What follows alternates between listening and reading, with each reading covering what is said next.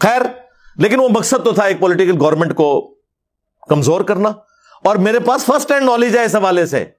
وہ علماء جن کو جا کے ان لوگوں نے, نامعلوم افراد نے جا کے ابھارا کہ آپ نے اس دھرنے میں آ کے بیٹھنا ہے, انہوں نے مجھے خود بتایا.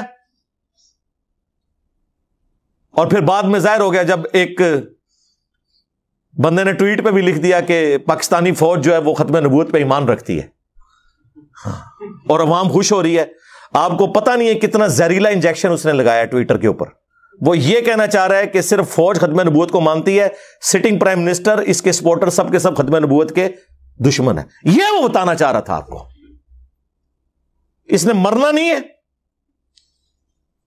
ایک دوسرا آ کے وہاں پہ ہمارے ٹیکسز کے پیسے ان لوگوں میں بانٹ رہا تھا, وہ بھی اپنے انجام کو پہنچ چکا ہے. دیکھیں یہ دنیا میں آپ کو اللہ نے دکھایا ہے کہ جو اس طرح کی سازشیں کرتے ہیں نا, ان کی اخیر بڑی پیڑی ہوتی ہے. پیسے بانٹ رہے, ہمارے ٹیکسز کے پیسے ہمارے بچوں کو سکول جانے سے روکنے کے لیے بانٹ رہے, ہمارے مریض ہاسپٹل نہ پہنچ سکیں اس کے لیے وہ پیسے بانٹ رہے کہ شاباش بیٹھے رہو ادھر, یہ پیسے رکھو, آندہ بھی جب ضرورت پڑے گی تمہیں بلاؤں گا.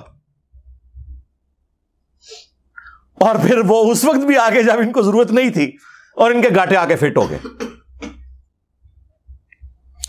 احسن اقبال صاحب کو جب گولی لگی, نواز شریف صاحب کے اوپر جوتی پھینکی گئی, خواجہ آصف صاحب کے اوپر سیاہی پھینکی گئی, یہ اسی مذہبی بنیاد کے اوپر. اس وقت تو لوگ بغلیں بجا رہے تھے کہ جی ان کے ساتھ یہی ہونا چاہیے. اب اسی چیز کو یوز کیا گیا جب خان صاحب کے خلاف, میں لفظ استعمال کر رہا ہوں یوز کیا گیا, تاکہ پی ٹی اے والے ناراض نہ ہو. بہرحال وہ آڑ تو لی ہے نا, خان صاحب تو مذہبی سٹیٹمنٹس میں اس سے مس ہینڈلنگ تو ہو جاتی ہیں بہرحال, لیکن اس کو یہ رنگ دینا کہ وہ توہین مذہب ہے وہ غلط بات ہے. آپ اگنورینس اسے کہہ سکتے ہیں, توہین مذہب کا الزام نہ لگائیں.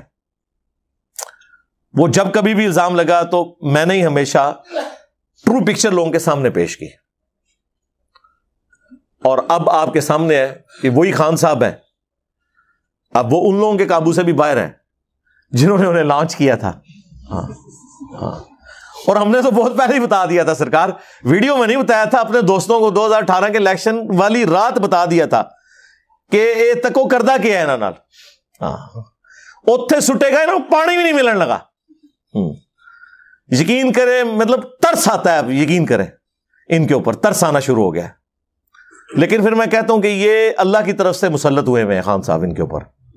ہاں, اور جب اللہ تعالیٰ کسی کو مسلط کرتا ہے نا, پھر وہ آسانی سے جان نہیں چھوڑتی جب تک کہ آپ اپنے سارے گناہوں کی سزا بھگت نہیں لیتے. یہ طویل قبلہ تو ہونی تھی, اس کے لیے کوئی ایک بندہ ایسا چاہیے تھا جس کی جڑیں عوام میں ہوں اور ینگ جنریشن اس سے محبت کرتی ہو, وہ آگے پیراڈائم شفٹ کرے. مجھے خان صاحب کی سیاست سے بنیادی اختلافات ہیں, وہ اپنی جگہ, لیکن خان صاحب نے جو طویل قبلہ کروائی ہے نا, اس میں انہوں نے بھٹو کو, نواز شریف کو, بے نظیر کو, سب لوگوں کو پیچھے چھوڑ دیا ہے. وہ بس بیانیے ہی بناتے رہے.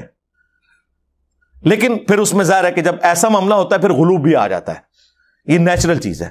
اور اس غلوب میں بینیفٹ آف ڈاؤٹ دینا چاہیے, کیونکہ جب آپ غلوب میں جاتے ہیں اور کسی شخصیت کی توہین کو آپ پاکستان کی توہین شمار کر لیتے ہیں, اس شخص کی توہین کو جو خود آئین کو توڑ کے پالیٹکس میں کردار ادا کرے, جب اس سے کوئی کرٹیسائز کرے تو کہتے ہیں جی یہ توہین ہوگی ہے جی پاکستان کے آئین کی. جو آئین توڑنے والا ہے, یہ تو اسی طریقے سے کہ ایک قاتل کو کنڈیم کیا جائے اور آپ کہیں جی یہ قاتل کی توہین کر دی آپ نے, بھائی جرم تو اس نے کیا تھا. اور پھر اگر کوئی بڑا ہے تو اسے بڑے دل کا مظاہرہ کرنا چاہیے.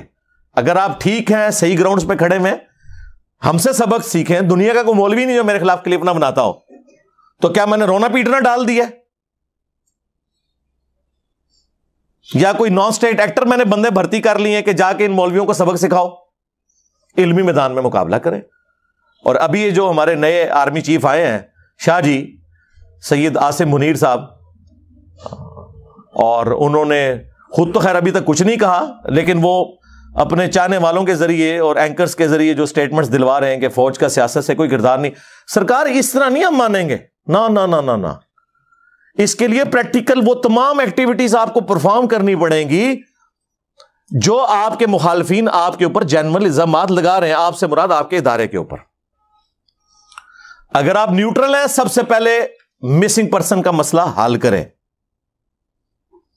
اگر آپ نیوٹرل ہیں تو سب سے پہلے وہ لوگ جنہوں نے آپ سے اختلاف رائے کیا, آپ نے انہیں جیلوں میں ڈلوایا, آپ سے مراد آپ کے ادارے نے انہیں غائب کروایا, ان کے خلاف جھوٹے مقدمات بنائے, صحیح مقدمات بنائے تو ٹھیک ہے.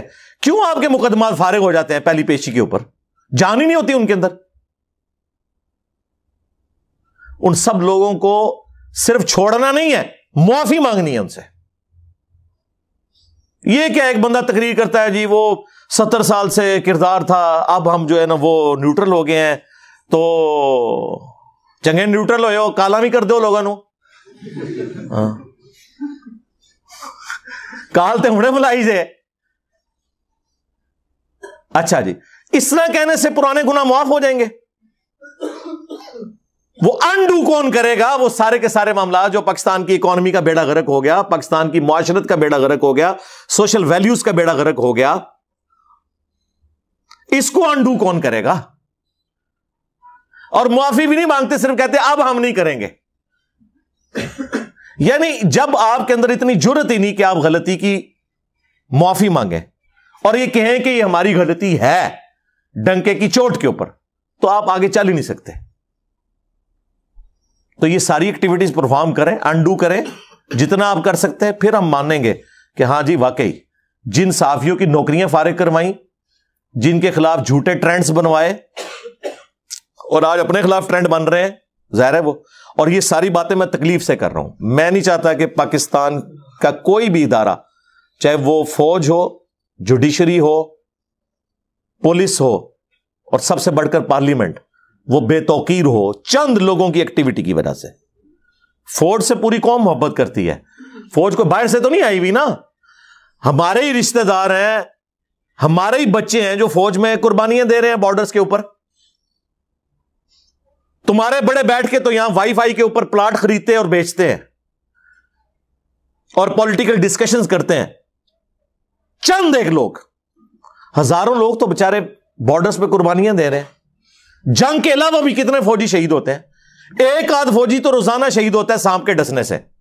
آپ کے بارڈر کے اوپر فوج لگی ہوئی ہے, لیکن وہ ظاہر ہے پبلکلی اتنی نہیں آتی ہیں باتیں, پھر کئی ایک تکلیف سے انہیں گزرنا پڑتا ہے. میرے پاس تو فرسٹ ہینڈ نالج ہے, ہم تو خود ان ساری تکلیف کو اپنی نظروں سے دیکھا ہے. پاکستان کا جتنا یہ سیکیورٹی کا نظام ہے, اٹامک انرجی کے جتنے ادارے ہیں, ان کی سائٹس کی ساری سیکیورٹی فوج دیکھ رہی ہے. بچارے ان پوسٹوں کے اوپر پورا پورا دن بیٹھے رہتے ہیں. کتنی مشکل زندگی ہے. رات کے وقت بھی وہ جس کمرے میں سوتے ہیں نا, ہر دوسرے دن وہاں سے سانپ نکل رہے ہوتے ہیں, کیونکہ ذرا پہاڑوں کے اندر وہ ساری کی ساری سٹوریج ہوتی ہیں. ان بیچاروں کا کیا لینا دینا وائی فائی کے ساتھ, انٹرنیٹ کے ساتھ, یا اس چیز کے ساتھ کہ اس وقت پرائم منسٹر جو ہے وہ نواز شریف صاحب ہیں, شہباز شریف صاحب ہیں, یا عمران خان صاحب ہیں. وہ بیچارے اپنی زندگی گزار رہے ہیں. اب ایک ادارے سے پوری نفرت پیدا ہو جائے چند لوگوں کی غلطی کی وجہ سے, تو اس کی ریمیڈی اسی صورت میں ہوگی کہ آپ وہ غلطیاں دور کریں. اور کوئی مشکل کام نہیں سرکار, بس جو صحافی آپ کے اوپر کریٹیسزم کرتے ہیں نا, انہیں بلائیں اور پبلکلی ان کے ساتھ ڈسکشن کریں. لا کے ہاتھ پڑھا دیں گے وہ فیکٹس اینڈ فگرز کے ساتھ, اور وہ جو بتائیں نا نوٹ کریں, آپ انڈو کریں. سارے جذباتی نہیں, لیکن یہ ایکٹیویٹی کوئی کرتا نہیں. انہیں پتا ہے کہ ہم علمی طور پہ ان صحافیوں کی باتوں کا جواب نہیں دے سکتے. پولیٹیکل لیڈرز بھی یہی ہیں, اپنے من پسند صحافیوں کو سامنے بٹھا کے انٹرویو دے رہے ہوتے ہیں. ان صحافیوں کے سامنے بیٹھے نا جو آپ کی شکل دکھائیں گے شیشے میں, نہیں ان کے سامنے نہیں بیٹھتے.